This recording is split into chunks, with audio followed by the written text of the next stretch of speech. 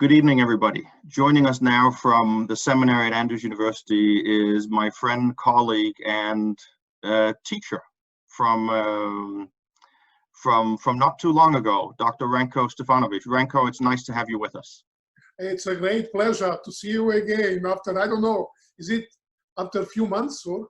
Yeah, something like that. Yeah, I finished last summer, so nice to see you again. How have you experienced these last couple weeks? What has it been like for you? I don't know, in my situation is a little bit different than from your pastoral perspective. Because, as you know, I'm a professor. And that's actually what is impacted, because from next week, we don't have classes in the classroom. We will be teaching online. That's the reason is that I'm so busy this week. We are preparing the classes because we have 1 month that is left. And here at Andrews, the spring break is extended for 1 week in order to make possible for us to prepare for classes, because this is so sudden. Nobody expected, this to happen. So that's on the other side.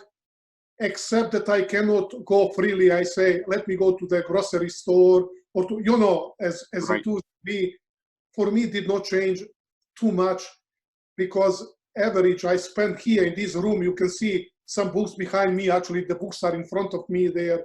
I spend daily probably about 8 hours sitting in this same place and doing my research, etc. So with regard to that, it has not changed too much, but right. And I don't like the expression that people are using. You hear constantly on TV. Actually, I will call CNN and suggest to them to change the terminology. They said we must practice social distancing. I believe. What are your thoughts there? It's very bad. We have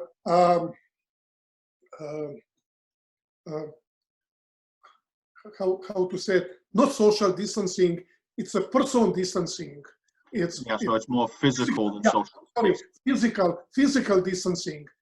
But I believe that social distancing should not be, we are connected and God has provided this technology to us. Do you see, you are in Denmark, I'm here, and we are, talking, etc. So we have such a great advantage that people 20 years ago they did not have like that. So praise God for that. I completely agree with you, and I'm happy to hear that a lot of what it is that you're doing has not been impacted, but that you're able to still provide students with your teaching, and you're able to still do research. Now, to get straight into a theological perspective, there are, of course, people, and this happens every time a calamity hits, but there are people saying that this is a sign of the end, that Jesus is coming soon. Your home country of Croatia was just hit by an earthquake on top of this virus. How do we interpret this? How should we read texts like Matthew 24 in light of this? Thomas, you know me very well, that I'm a very straightforward person. That's why it's a pleasure to talk to you. When people ask me questions, I don't go around. You know always what you see, you get from me. Yes. And I'm old enough. When I think about the year 2000, do you remember the change of the millennium? How much preaching did you hear from the pulpit? How many of those conspiracy theories have you heard at that time? It's the end. It's the close of the probation. Just people had a special vision that the Sunday law was signed. Do you remember that? Those things? Yes. Then do you remember September 11th? Do you remember tsunami? Should I go on? I think I get what you're saying. Interesting is most of those people, the same people, have the same talk now. Now this is the sign of the end. I believe that you have the answer from that immediately. Okay, let me put it this. what we are experiencing now, coronavirus, is it predicted in biblical prophecies? That's probably your question implies. Yes. The answer is no. Okay. And I know that some people who will be watching and listening to this, they will not like it. The last week, I had a number of contact with Dr. John Pauline and myself and some other people. People are asking questions, and we wanted to give the answers. But people don't want simply somebody's opinion. You want the Bible-based message. Am I correct? You want to hear from that. Exactly. How do we read this? Okay, I don't want now to spend the time to go to the Old Testament and to see where the word pestilence, which is expressed with a particular Hebrew word, how it occurs. Yeah. It never comes from God. It's a result of war. When the city is under siege, then you know what happened. People don't have food. Pestilence is the result. And we have in the prophets, in the Old Testament, that pestilence is a consequence of departing from God. Okay. However, and this is something that makes us think. People think that they are reading the Bible. Actually, they are reading their thoughts into the Bible. When you go to the New Testament, the word pestilence, which is actually the Greek word loimos, occurs in the New Testament only 3 times. Okay. The first time it occurs in the Gospel of Luke, chapter 21, verse 11. And anybody can go to Luke chapter 21, verse 11, and you can see that Jesus is talking about the destruction of Jerusalem there. So can I jump in here, because Please. it's interesting that you mention what it is Jesus is talking about in those chapters. And I mean, we've been studying the book of Daniel this last quarter. Mm-hmm. Jesus references the book of Daniel as well. And I mean, your brother has written extensively on Daniel. You're one of our leading scholars on the book of Revelation. What should our focus be when we read these prophecies? What is it Jesus wants us to be aware of? Because we are closer to his return than we were 100 years ago, of course. So let me then address this. I hope at the end of this we will have the complete picture. Okay. So Gospel of Luke is together like the Gospel of Matthew. We call it Jesus' apocalyptic sermon on the Mount of Olives. But we know that the starting point for that apocalyptic sermon is prompted by the question of the disciples showing Jesus the temple. After Jesus had told them, we are leaving this house, it will be left desolate. They showed to Jesus the foundation. They says, do you see these stones? And Jesus told them, stone will not be left up on the stone. Everything will be destroyed. So the primary focus, the starting point, is the destruction of the temple. And that's why when the disciples came to the Mount of Olives, they approached Jesus and asking those questions in the Gospel of Matthew. When will those things happen? How? Which things?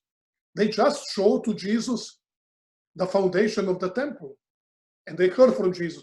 But then they switched, because in the Jewish mind, the destruction of the temple meant the end of the world. Because you were in the class on eschatology, you remember that the whole future of Jewish hope was the temple where the Messiah will come and reign there. Not temple, it's the end of the world. Right. And that's why they immediately connected. So what is the sign of your coming at the end of the world? So Jesus responds to his disciples. And that's exactly what is reflected both in Matthew 24 and 25 and Luke 21. First, Jesus explains to the disciples what will precede the destruction of the city of Jerusalem and the temple. And if you go to Gospel of Luke, chapter 21, you can see that verse 11. Can I read it? Sure. Jesus says, there will be great earthquakes, and in various places, plagues and famines. And there will be terrors and great signs from heaven. Jesus telling them. And then in verse 20, 8 verses later, Jesus says, now, when you see Jerusalem surrounded by armies, then recognize the desolation. Jesus is talking what will precede the destruction of Jerusalem. And we know when Jerusalem was under siege of Rome, you know, we know very well what we know about those famines, that Josephus is even telling us that mothers were eating their own children. Yeah, it's a terrible description. And okay, once Jesus explains this, the same pattern is in the Gospel of Matthew. We read in verse 25, there will be signs in sun, moon, stars, and on earth, among the nations, in perplexity at the roaring of the sea and the waves. Man will be terrified, filled with the fear from the expectation of the things that will happen, and that Jesus is moving to his coming. So this is the instance where we have the pestilence. Second time the pestilence is used in the New Testament with reference to the fourth seal. You remember 4 horsemen? And in Adventist interpretation, historical interpretation, it has nothing to do with the time of the end. The fourth seal, it refers to the time just before the Middle Ages, etc. Okay. So can I ask, because it sounds like that what you're describing is that many people today are actually making the same mistake that the disciples did. Exactly. That we're reading all of our current events into prophecy where they don't belong. They don't belong. And that's the problem. You see, the third time that the word pestilence is used, you'll be surprised. It's not literal, it's really symbolic. If we go to the book of Acts, chapter 24, as the Jews accused Apostle Paul, and they call him this pestilence, or actually in English language, they express a different word, this pest. Yeah, that's what it is in Danish too. That's how they accuse it. So it has nothing. There is only one more problematic text where the pestilence is the Gospel of Matthew, chapter 24. It's in verse 7. Unfortunately, the word pestilence is inserted into that text somewhere in the 6th century. It is not found. Evidently, the scribe who was copying the Bible manuscript, when he read the text, it was a famine, it was earthquake. He said, oh boy, the third element, that is a look, and he simply evidently added it. That's something very normal, what we have in our. So pestilence is not. You read the book of Revelation. Do you have in the book of Revelation anywhere pestilence at the time of the end? Not that I remember. So that's one thing, is to take pestilence as explicit sign. Do you see that now? As I see what people are doing, I go to Facebook, I go, etc. But on the other side, it's very dangerous to say it has nothing to do with the time of the end.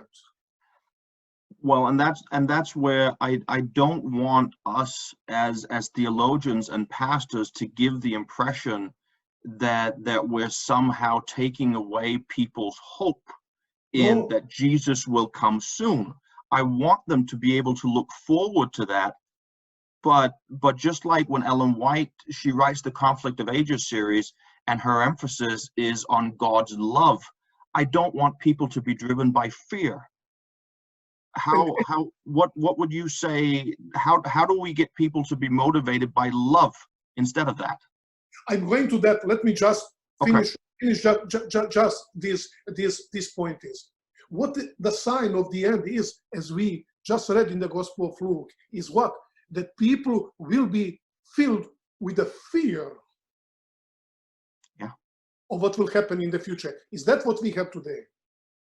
Everybody knows, Thomas, everybody knows that this coronavirus, and please, I'm not medical doctor, right? We all trust scientists, you understand that this is not, but what are the possibilities that in few years we will look back as we looked in many things that happened in the past and say, boy, we overreacted, okay?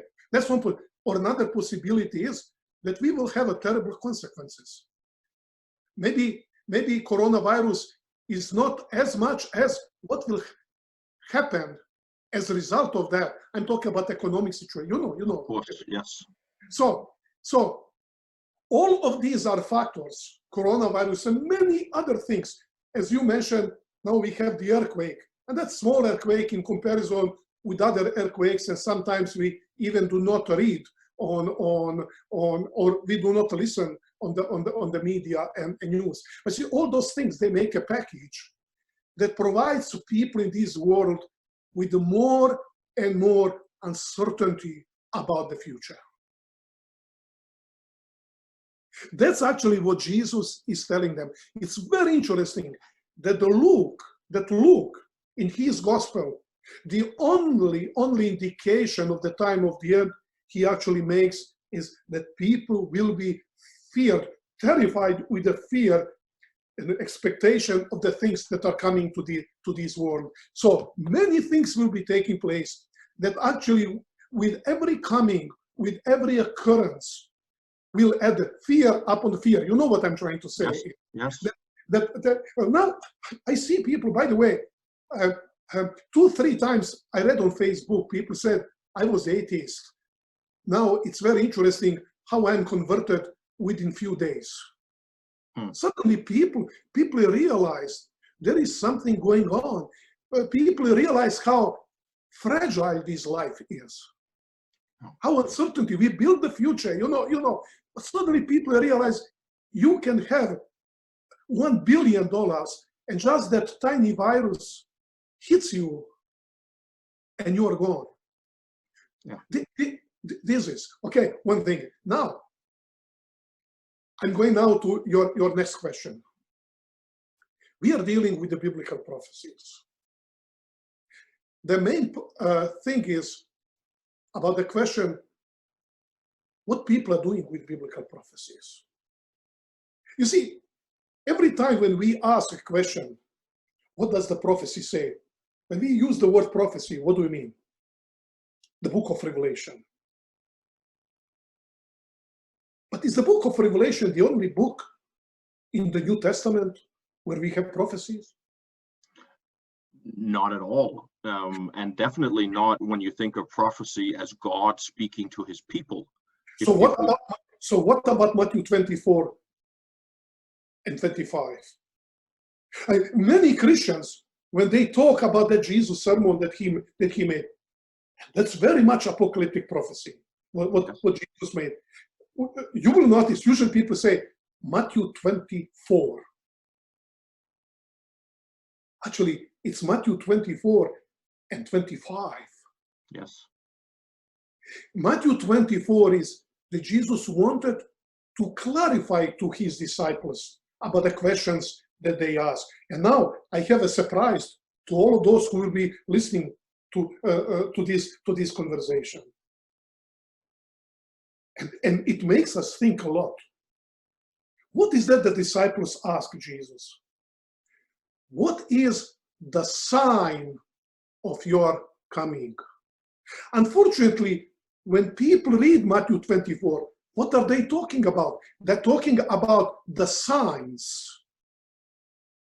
But evidently in Matthew 24, Jesus was never interested. Jesus never focused on any signs.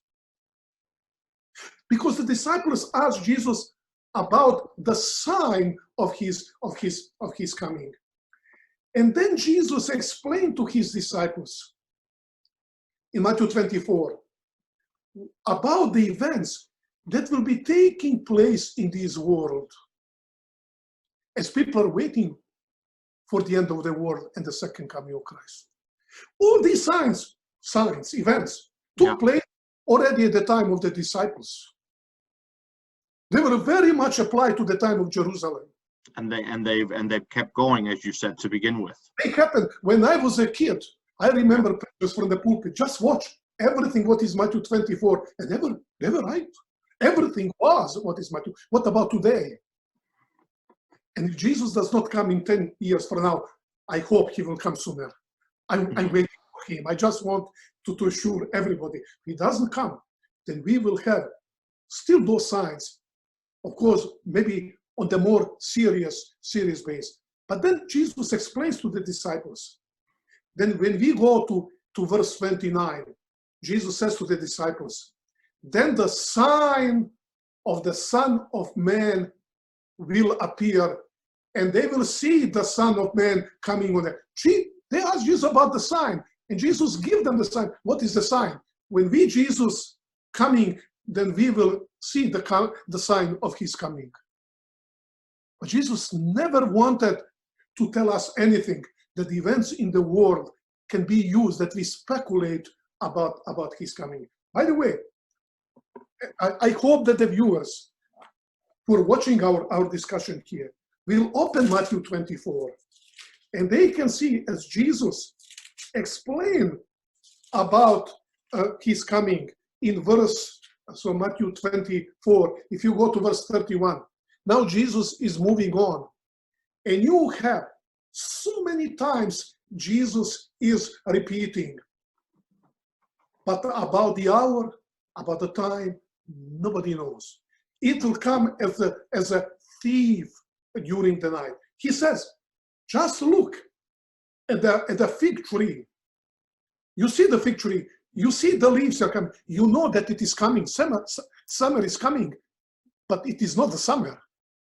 It only tells you that the summer is coming. So Jesus says also, when you see all these things, you have the assurance that it is coming. But when will it come? Jesus says, it will come suddenly. And then Jesus is using the illustration from the flood. He said, as it was in the time of the flood of Noah. People are getting married, people are doing their regular business. Everything looked like normal. And then Jesus said, then the flood came suddenly. And then Jesus says, so also the second coming of Christ will be suddenly. It's very interesting that you mentioned that it's sign and not signs. But at the same time, you're also saying that even though these world events are things that have always been taking place, and we shouldn't be looking to that as signs, the fact that they'll intensify. Of course, but that also means though that at the same time our reaction, that we are getting more and more scared, that is actually one of the few things he says. And also to make us, very serious about thinking about our future, about our relationship with God, about the reality of the. Did you notice something? Did you notice something when this coronavirus started? In the same way as happened before, every time, suddenly, everybody's talking about the time of the end.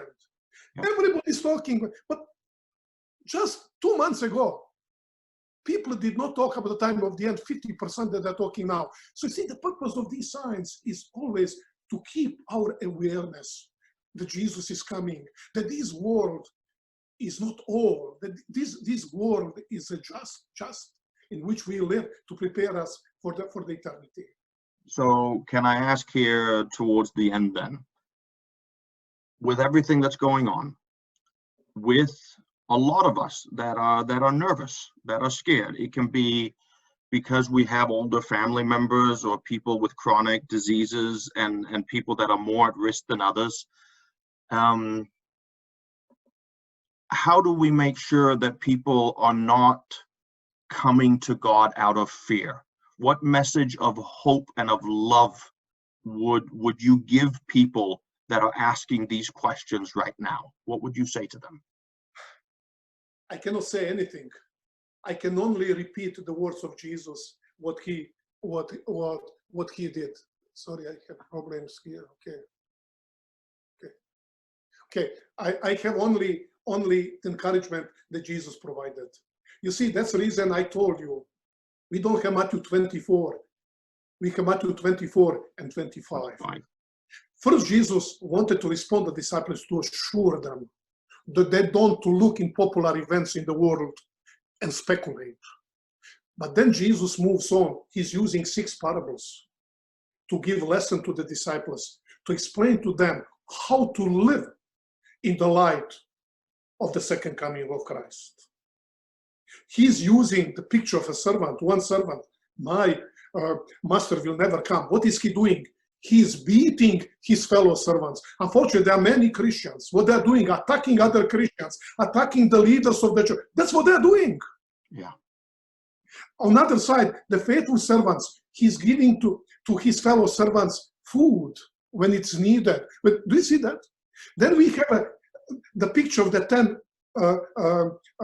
virgins. You see, that first servant, evil servant of Jesus, or foolish servant that Jesus called, who knows when he will come? There is delay.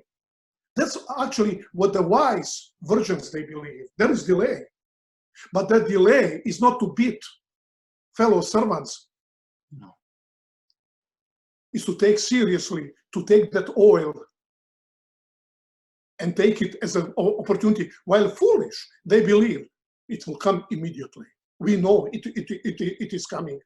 But then Jesus used 2 other couple parables, telling us what his faithful servants, or better to put it, the way in which his faithful servants will be waiting for the second coming.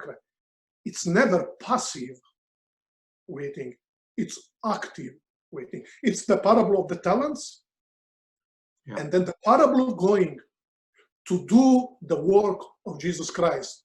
What you have done to one of the least of my brethren, that's what you have done to me. And I believe that the situation that is now, we need now encouragement. We are now all in this situation. And I just had another interview for another language, another country. And they told me, what can we learn from this crisis? I said, we can learn one thing, and that's that every crisis for God's people is an opportunity to show the character of Jesus Christ in action. There are some of us, for instance, by the virtue that I am 70, so US government does not allow me to come out of my house. Okay. Because, you know, I am in that category that can be affected. Right. But I'm touched by people. I just watched the news. A lady, she said, I'm a medical doctor. I'm in my 30s. I'm very healthy. Please, can somebody tell me any hospital? I want to come and to help people. That's the spirit. That's the Christian spirit. Yeah. I know. Let me tell you, I cannot go physically outside because they would put me in some places that I wanted to be, you know, because of that, because I'll be threat to others because of my age. But I know what I can do. I told my wife, I take my phone. I talk to some of our friends because I know some of them are going through difficult time. We have one lady here, the mother of our friends. She had last week such a terrible surgery. She doesn't need coronavirus. Right. Because nobody believed that she would survive. But I had to call her family. We are praying, we are organizing. I'm talking to my wife, is there any way that I can take some food and put in front of some doors, people, or maybe elderly people, they cannot go through. You see, that's the opportunity really to practice Christianity, to put Christianity into action and to follow into the footsteps of Jesus Christ. And my wife decided to call few people that we know. They don't live here close to Andrews. They're in Chicago. And they are wavering about their relationship with God. Now she wants to call them and say, if this situation will not wake you up. Are you still with me? That's opportunity. Yes. This is opportunity for all of us. Thomas, can I make these things? As we are talking about the current situation, there is one psalm that actually comes to my mind. I don't know which psalm comes to your mind, but I want to make a special Facebook speech about 25, 30 minutes and to put it there. In Psalm 23. You know, the Lord is my shepherd. The Lord is my shepherd, yes. But many people, you know, sometimes we read certain psalms and it becomes a habit. You know, we don't think, we recite, because we have repeated it so many times. But people usually do not notice that Psalm 23 actually fall into two distinctive parts. And the main characteristic of these two parts is that the first part is in the third person. The Lord, He, third person, He is my shepherd. He is guiding me. He is doing that. It is Him. Then we come to verse 4, which is the second half of this psalm. Even though if I go through the valley of the shadow of death, it is not anymore Him. You are with me. Yes. You are guiding me. How suddenly that God, who is He? And you know, we all talk about God, but how suddenly, when a tragedy strikes, when we come into some situation of life, how suddenly He becomes you. There is one thing that I concluded by reading the Bible. And it changed my perspective of my relationship with God. God never promised to His faithful people that because we belong to Him, that because we have fellowship with Him, that He will take us out of the tragedies and crises of this life. God never promised because we have accepted salvation that we have with Him, that in our lives everything always will be sunshine. Sometimes I see some preachers, even though, please go to internet, go to YouTube, don't be afraid, everything will happen to you. I wanted to tell those people, read. How many Seventh-day Adventists died in Spain just in few days, coronavirus? We have in France, we have in Italy, how many things? How many people, I was in Chicago a few years ago, and after preaching in the church had about 400 church members. An elderly person came to me, he said, I am a retired pastor, please, would you come to my home for lunch? And we went there. And just before the lunch, he was one of the nicest, the sweetest people that really I met in my life. And he said, Pastor Ranko, would you come with me? As my wife is preparing here for lunch and your wife is assisting. Can you come? We came and he opened the door of his room. It was a lab. I never seen that. It was full of instruments. And he told me, Brother Ranko, this is the place where I spend every night. He said, the whole my life, I have been vegetarian. I obeyed God in every detail that He asked me to do. Now in my old age, my kidney will not function longer. This is the place where I spend. What can you say to that person? Do you see that many people, sometimes I wonder about those promises of the Bible. Do we sometimes read the promises, even though we serve God, the tragedy can strike our lives? You know what I'm talking about. We are many times very selective in what we read. Yes. You see, we read Psalm 23. Let's go one more time, verse 4. What does that verse say? Even though if I go through the valley of the shadow of death, you will take me out. Is that what say? No.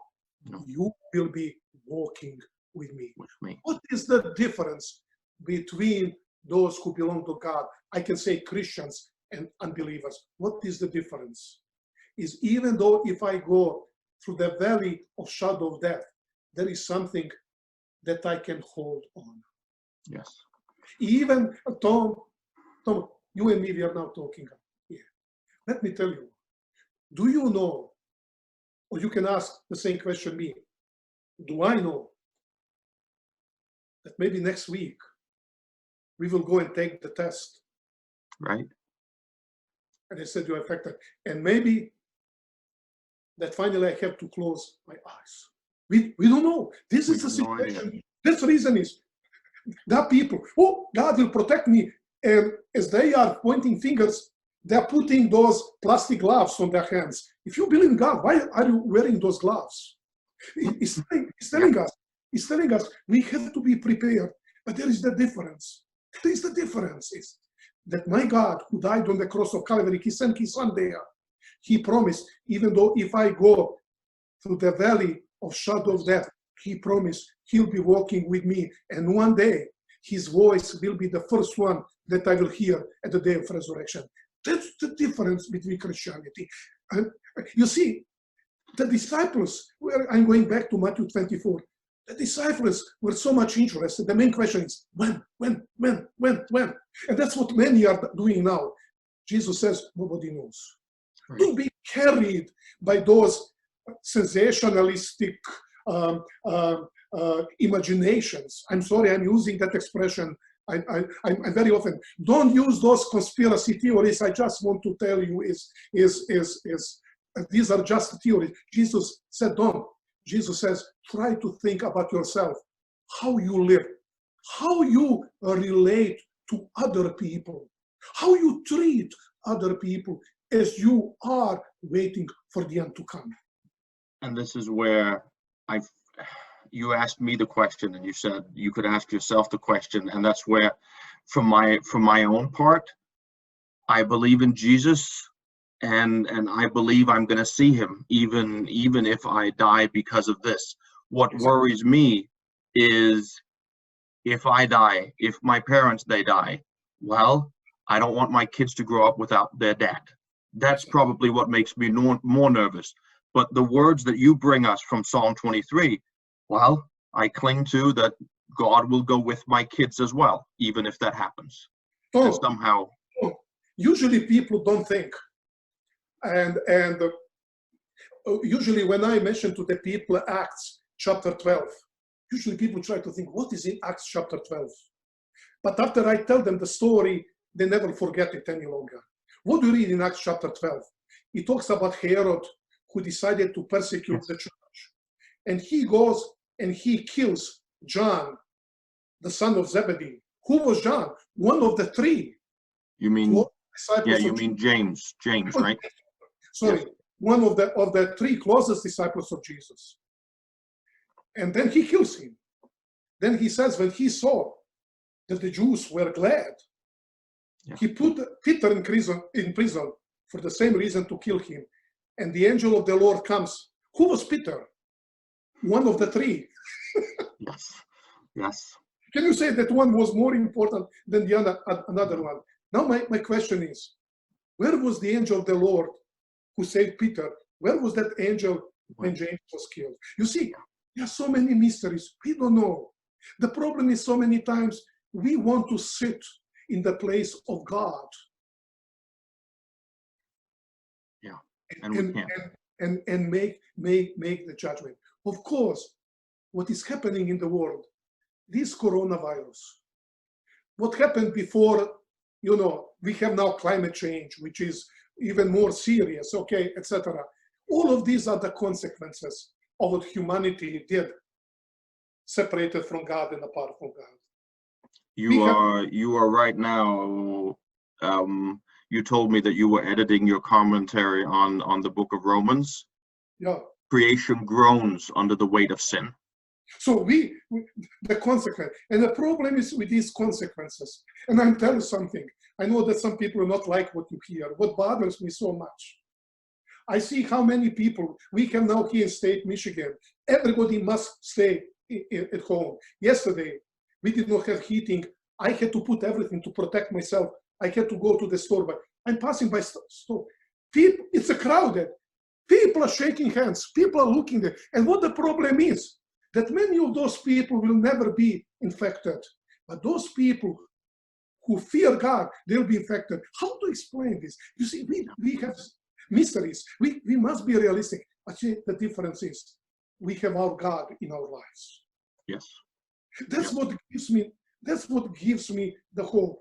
That's actually, we know whom he serves. We know that God will never forget his kids. God will never abandon us. And he promised, and I am repeating one more time, if I'm going through the valley of the shadow of death, as I'm walking today through this valley of shadow of death, I'm very eager to wash my hands every time. Yes. I'm so eager. If I go, Sometimes I have just to jump to the store. I'm very cautious. I want to put a mask. I'm putting my gloves. That's what, before I entered my car, I took those gloves and throw away. And I try. If you are close to me, I will keep my distance. It's not that I'm afraid of you. I don't know what is in me. I don't want to pass that illness on you. I want to do everything what is in my power to contribute, not to bring evil to other people. But if something happens, that's beyond my control. I cannot control it. Yeah. And the reason is all my destiny, all my future, everything what I'm doing, I put in God's hand. And that's the reason is I would like to invite all those who will be listening to this interview. Do your best that you have.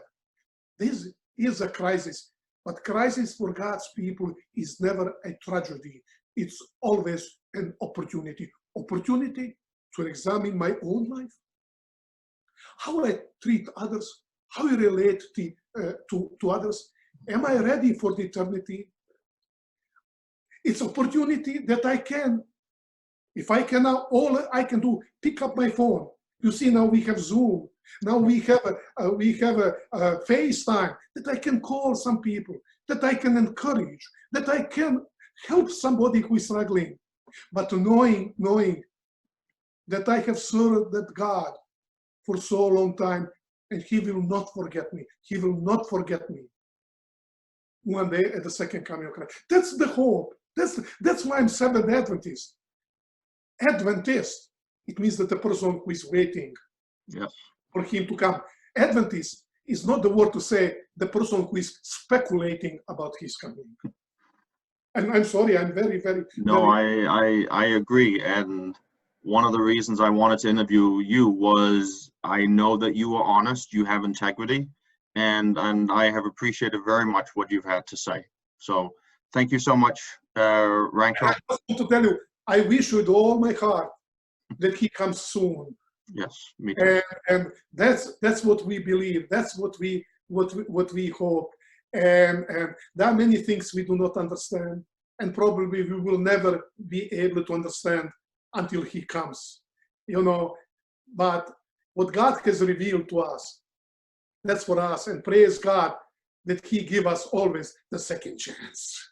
And maybe this will be an opportunity for some people who will be listening to this interview. Maybe they will say, yeah, God is giving me the second chance. And that's where, for me, if Jesus has to wait just a little bit in order for that person listening to this to also come to Him, then that's okay. I can wait a little bit. Yes. Yeah. Who knows? Maybe we will in some time after this have another interview. Sure. We will look to this time and to say, "Boy, do you see how people are in panic? Like what?" Or maybe they say, "Do you see? We did not know where that situation will be leading us."